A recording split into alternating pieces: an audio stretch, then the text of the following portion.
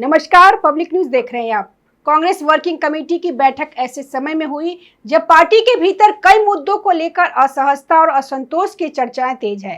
बैठक में कुछ नेता जहां औपचारिक तौर पर समर्थन करते नजर आते हैं, वहीं कुछ नेताओं के बीच यह सवाल भी उठ रहा है कि पार्टी जिस दिशा में आगे बढ़ रही है उसका राजनीतिक परिणाम क्या होगा। कांग्रेस वर्किंग कमेटी में अब पहले की तरह खुलकर लोकतांत्रिक तरीके से विचार विमर्श नहीं होता, बल्कि कई फैसले पहले से तय होता है और बैठक में उन्हें औपचारिक रूप से सामने रखा जाता है। कुछ सदस्य बैठक में शामिल होने से बचने के लिए अलग अलग कारण तलाश रहे हैं। जो नेता बैठक में पहुंचते हैं उनमें से भी कई केवल औपचारिकता पूरी करने के लिए आते हैं। पार्टी के भीतर उठ रही इस बेचैनी का सबसे बड़ा कारण नेतृत्व की कार्यशैली और उनपे राजनीतिक मुद्दों को माना जा रहा है, जिन पे कांग्रेस लगातार अपनी रणनीति तय करने की कोशिश कर रही है। कांग्रेस वर्किंग कमेटी की 2 दिवसीय बैठक में पार्टी अध्यक्ष मल्लिकार्जुन खड़गे और राहुल गांधी के सामने कई अहम सवाल उठा। इनमें सबसे संवेदनशील मुद्दा वंदे मातरम से जुड़ा विवाद है। पार्टी के भीतर ही कुछ नेताओं को चिंता है कि राष्ट्रगीत को लेकर अपनाया गया रुख कांग्रेस के लिए राजनीतिक रूप से नुकसानदेह साबित हो सकता है। सवाल यह भी उठ रहा है कि क्या कांग्रेस नेतृत्व देश की जनता के मूड और राष्ट्रीय भावनाओं को सही तरीके से समझ पा रहा है। पार्टी के कुछ नेताओं का तर्क है कि राष्ट्रीय मुद्दों पर जनता की भावना अलग अलग जातीय और राजनीतिक समीकरणों से ऊपर चली जाती है। ऐसे में कांग्रेस को यह तय करना होगा कि वह इन मुद्दों पर किस तरह की स्पष्ट राजनीतिक लाइन अपनाती है। वंदे मातरम को लेकर कांग्रेस के भीतर लंबे समय से चर्चा होती रही है।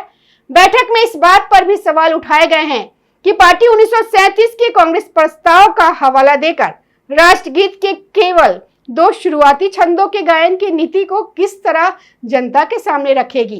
पार्टी के भीतर यह तर्क दिया जाता रहा है कि महात्मा गांधी, जवाहरलाल नेहरू और सरदार वल्लभ भाई पटेल सहित कांग्रेस के पुराने नेताओं ने वंदे मातरम के 2 स्टैंजा को स्वीकार किया था।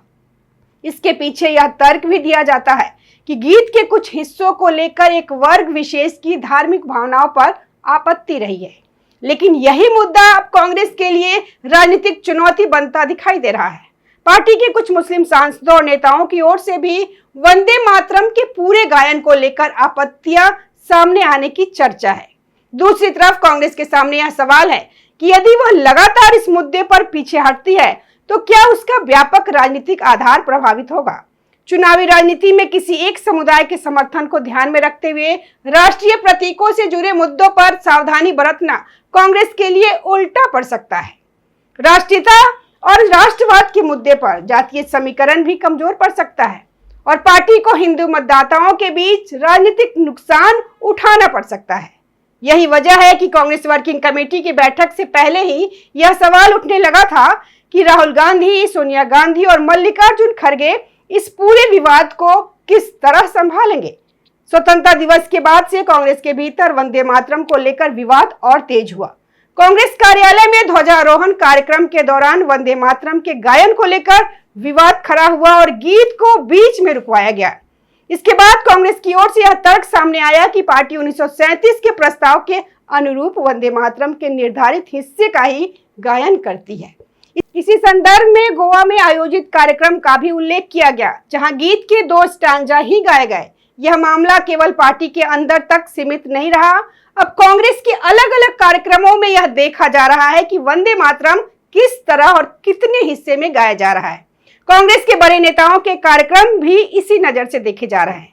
यानी पार्टी के सामने अब सिर्फ एक कार्यक्रम का विवाद नहीं है, बल्कि यह एक ऐसा राजनीतिक मुद्दा बन गया है जिसे उसके विरोधी लगातार उठाने की तैयारी में है। कांग्रेस वर्किंग कमेटी की बैठक में पंजाब को लेकर भी असंतोष सामने है। चरणजीत सिंह चन्नी की गैर मौजूदगी को लेकर सवाल उठा। चन्नी की ओर से यह नाराजगी जताई गई है कि राहुल गांधी ने उन्हें नजरअंदाज किया है। पंजाब कांग्रेस की प्रदेश इकाई और संभावित नेतृत्व को लेकर भी सवाल उठ रहा है। राजा वड़िंग के प्रदेश अध्यक्ष बने रहने की स्थिति में यह मांग सामने आती रही है कि पार्टी को कम से कम यह स्पष्ट करना चाहिए कि पंजाब में मुख्यमंत्री का चेहरा कौन होगा। पिछले विधानसभा चुनाव में कांग्रेस ने चरणजीत सिंह चन्नी को मुख्यमंत्री के चेहरे के रूप में आगे किया था। चुनाव में हार के बाद हार की जिम्मेदारी को लेकर भी सवाल उठा। चन्नी समर्थक खेमे का तर्क है कि यदि हार का पूरा ठीकरा चन्नी पे फोड़ा जाता है तो फिर यह भी पूछा जाना चाहिए कि लोकसभा चुनाव में चन्नी की जीत और कांग्रेस के बेहतर प्रदर्शन को किस तरह देखा जाए। इसके बाद विधानसभा चुनाव में कांग्रेस का प्रदर्शन कमजोर क्यों हुआ और आम आदमी पार्टी को बढ़त कैसे मिली, यह सवाल भी महत्वपूर्ण है। पंजाब में कांग्रेस की कमजोरी के पीछे केवल चन्नी को जिम्मेदार नहीं माना जा सकता। पार्टी के भीतर नेतृत्व संघर्ष और कई गुटों के बीच टकराव ने भी संगठन को कमजोर किया। कैप्टन अमरिंदर सिंह को हटाए जाने के बाद पंजाब कांग्रेस में अस्थिरता बढ़ी।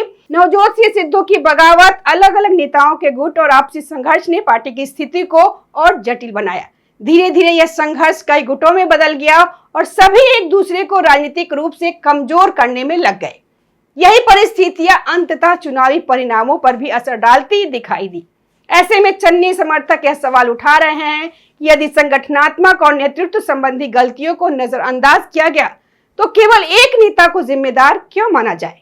बैठक को लेकर सबसे बड़ा सवाल यही उठ रहा है कि कांग्रेस वर्किंग कमेटी वास्तव में कितनी प्रभावी और लोकतांत्रिक भूमिका निभा रही है।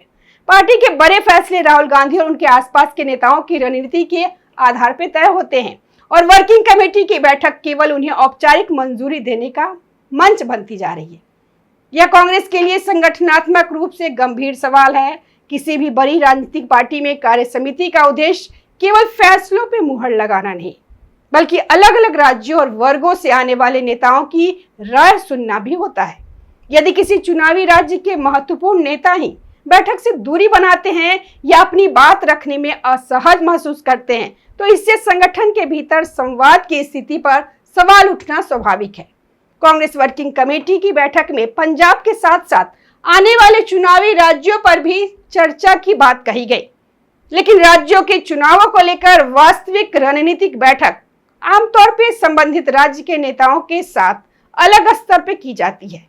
दिल्ली में केसी वेणुगोपाल, राहुल गांधी और मल्लिकार्जुन खड़गे जैसे शीर्ष नेताओं के साथ राज्य नेतृत्व की बैठकें होती है। इसलिए यह सवाल उठता है कि वर्किंग कमेटी में चुनावी राज्यों की चर्चा का वास्तविक उद्देश्य क्या था। बैठक का एक महत्वपूर्ण उद्देश्य पार्टी के भीतर चल रही असहजता को संभालना था। पंजाब के साथ साथ वंदे मातरम विवाद के नेतृत्व के सामने ऐसी स्थिति पैदा कर दी है जिसमें पार्टी को स्पष्ट राजनीतिक संदेश देना जरूरी हो गया है। वंदे मातरम का विवाद अब केवल कांग्रेस और बीजेपी के बीच राजनीतिक बयानबाजी तक सीमित नहीं रह गया। कांग्रेस के अलग अलग कार्यक्रमों में इसे लेकर सवाल उठने लगे हैं। बीजेपी और इसके नेता इस मुद्दों को कांग्रेस के खिलाफ इस्तेमाल करने की तैयारी में दिखाई दे रहे हैं। पार्टी के वरिष्ठ नेता अलग अलग मंचों से कांग्रेस नेतृत्व पे निशाना साध रहे हैं। एक एक करके बीजेपी के कई नेता इस मुद्दे पे कांग्रेस के खिलाफ मैदान में उतर रहे हैं। ऐसे में कांग्रेस के सामने दोहरी चुनौती है। यदि वह पूरे वंदे मातरम के गायन को लेकर स्पष्ट समर्थन करती है तो उसके सामने अपने कुछ नेताओं और समर्थक वर्ग की आपत्तियों को संभालने की चुनौती होगी। वहीं यदि वह केवल सीमित हिस्से के गायन पर कायम रखती है तो बीजेपी और उसके विरोधी उस पर राष्ट्रगीत के प्रति कथित असम्मान का आरोप लगाते रहेंगे। यही वजह है कि पार्टी के भीतर इस मुद्दे पर स्पष्ट रणनीति बनाने की मांग उठ रही है। कांग्रेस के सामने अब केवल तत्कालीन विवाद को संभालने की चुनौती नहीं है, उसे यह तय करना होगा कि आने वाले चुनाव में राष्ट्रीय मुद्दों, सामाजिक समीकरणों और धार्मिक भावनाओं के बीच संतुलन कैसे बनाया जाए। कांग्रेस यदि केवल जातीय समीकरणों और समुदाय आधारित समर्थन पर निर्भर रहती है तो राष्ट्रीय मुद्दे पर उसे राजनीतिक नुकसान हो सकता है। वही कांग्रेस के लिए चुनौती यह है कि वह अपने परंपरागत सामाजिक आधार को भी नाराज नहीं करना चाहती। इसी राजनीतिक संतुलन के बीच वंदे मातरम का विवाद पार्टी के लिए मुश्किल सवाल बन गया। कांग्रेस वर्किंग कमेटी की बैठक के बाद सबसे बड़ा सवाल यही है कि राहुल गांधी और पार्टी का शीर्ष नेतृत्व इस विवाद पर क्या रुख अपनाता है। यदि पार्टी के वरिष्ठ नेता उठ रहे सवालों को गंभीरता से लेते हैं और वंदे मातरम पे स्पष्ट नीति बनाते हैं तो विवाद को नियंत्रित करने की कोशिश की जा सकती है। लेकिन यदि नेतृत्व इन सवालों को नजरअंदाज करता है तो बीजेपी के पास कांग्रेस के खिलाफ लगातार राजनीतिक हमला करने का मुद्दा रहेगा। आने वाले महीनों में कांग्रेस के अलग अलग कार्यक्रमों पर भी नजर रहेगी कि वहां वंदे मातरम किस रूप में प्रस्तुत किया जाता है और पार्टी के नेता इस विषय पर क्या कहते हैं। कुल मिला के कांग्रेस के सामने इस समय संगठनात्मक असंतोष, पंजाब की गुटबाजी और वंदे मातरम विवाद, तीनों चुनौतियां एक साथ दिखाई दे रही है। वर्किंग कमेटी की बैठक में सवाल उठने की चर्चाओं से यह संकेत जरूर मिलता है कि पार्टी के भीतर हर कोई नेतृत्व की मौजूदा रणनीति से पूरी तरह संतुष्ट नहीं है। अब यह राहुल गांधी, सोनिया गांधी और मल्लिकार्जुन खड़गे पर निर्भर करेगा कि वे इन मतभेदों को किस तरह संभालते हैं। यदि पार्टी के भीतर उठ रही आवाजों को सुना जाता है तो कांग्रेस अपनी रणनीति में बदलाव कर सकती है, लेकिन यदि असहमति को नजरअंदाज किया गया तो आने वाले चुनाव में इन विवादों का राजनीतिक असर देखने को मिल सकता है। वंदे मातरम का मुद्दा अब कांग्रेस के लिए ऐसा राजनीतिक विषय बन चुका है जिसे नजरअंदाज करना आसान नहीं होगा। बीजेपी इसे लगातार उठाने की तैयारी में है और कांग्रेस की हर बड़े कार्यक्रम पर नजर रखी जा रही है।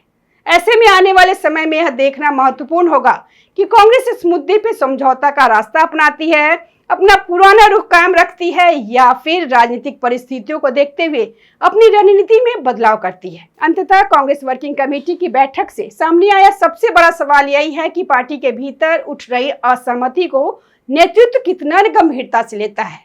पंजाब जैसे राज्यों में संगठनात्मक कमजोरी और वंदे मातरम जैसे राष्ट्रीय मुद्दों पर राजनीतिक दबाव, दोनों का जवाब कांग्रेस को आने वाले समय में देना होगा। और यदि पार्टी नेतृत्व समय रहते स्पष्ट रणनीति नहीं बनाता तो उसके विरोधियों को कांग्रेस पे हमला करने के लिए लगातार नए मुद्दे मिलते रहेंगे। धन्यवाद। ऐसे ही खबरों के लिए देखते रहिए पब्लिक न्यूज। जय हिंद। ताज़ा खबरों से जुड़े रहने के लिए हमारे चैनल को सब्सक्राइब करें और बेल आइकन को दबाना ना भूलें ताकि हर खबर की नोटिफिकेशन आपको मिलती रहे।